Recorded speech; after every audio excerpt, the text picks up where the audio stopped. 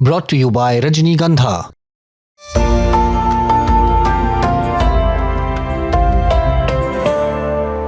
ये retired IAS officer Subodh Agrawal है। नौकरशाही का इतना तगड़ा अनुभव है कि 960 करोड़ रुपए के घोटाले में आरोपी हैं और जांच एजेंसियों की रडार पर भी हैं।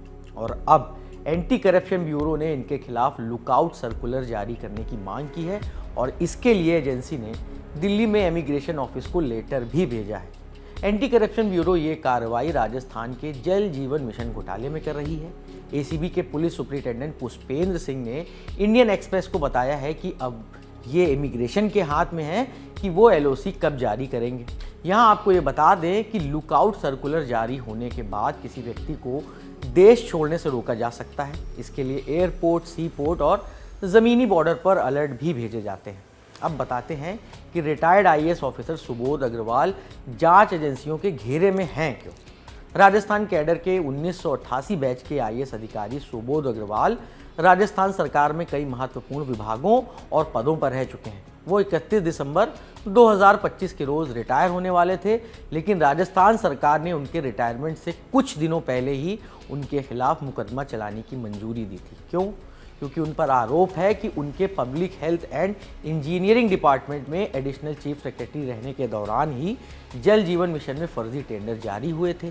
इसी मामले में उनके खिलाफ जांच चल रही है। इंडियन एक्सप्रेस की रिपोर्ट के मुताबिक इस कथित जल जीवन मिशन घोटाले में 960 करोड़ रुपए के टेंडर शामिल हैं। जांच एजेंसियों के मुताबिक 2 फर्मों ने कथित तौर पर नकली कंप्लीशन सर्टिफिकेट जमा करके ये टेंडर हासिल किए थे। इससे पहले 17 फरवरी को एसीबी ने इस मामले में 15 ठिकानों पर छापेमारी भी की थी। आज तक की एक रिपोर्ट के मुताबिक ये छापेमारी सुबोध अग्रवाल और 15 अन्य आरोपियों के संभावित ठिकानों पर की गई थी। एसीबी की करीब 1.5 दर्जन टीमों ने कार्रवाई करते हुए मामले में 9 आरोपियों को गिरफ्तार भी किया। एसीबी की कार्रवाई में पीएचडी के चीफ इंजीनियर दिनेश गोयल को उदयपुर के एक 5 स्टार होटल के स्वीट से गिरफ्तार किया गया। आरोपी पार्टी की तैयारी कर रहा था, ऐसा कहा जा रहा है। अब ये भी पता लगाने की कोशिश की जा रही है कि स्वीट की बुकिंग किसने कराई थी। इनमें से कई आरोपियों को फिलहाल 18 फरवरी के दिन कोर्ट में पेश भी किया गया। दैनिक भास्कर की एक रिपोर्ट के मुताबिक एसीबी ने आरोपी अधिकारियों की 5 दिन की रिमांड मांगी थी। हालांकि कोर्ट ने सिर्फ 3 दिन की रिमांड दी।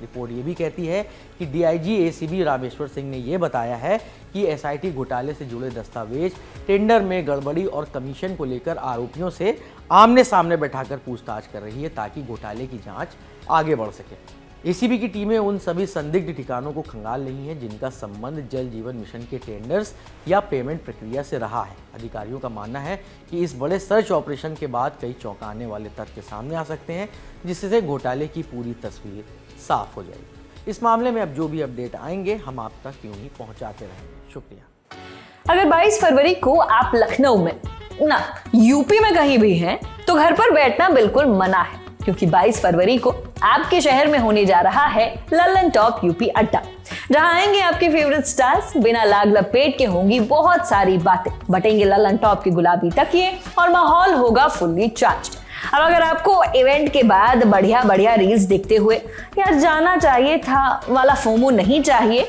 तो 22 फरवरी को अपने सारे काम धाम छोड़िए और तशरीफ लाइए जुपिटर हॉल, इंदिरा गांधी प्रतिष्ठान, लखनऊ में। एंट्री सुबह 11 बजे से, रजिस्ट्रेशन बिल्कुल फ्री, एंट्री भी फ्री, मगर वाइब प्रीमियम, मौज की गारंटी हमारी। बस जाइए thelalantop.com पर, बैनर पर कीजिए क्लिक और अभी कीजिए रजिस्ट्रेशन। तो मुस्कुराते हुए मिलते हैं लखनऊ में।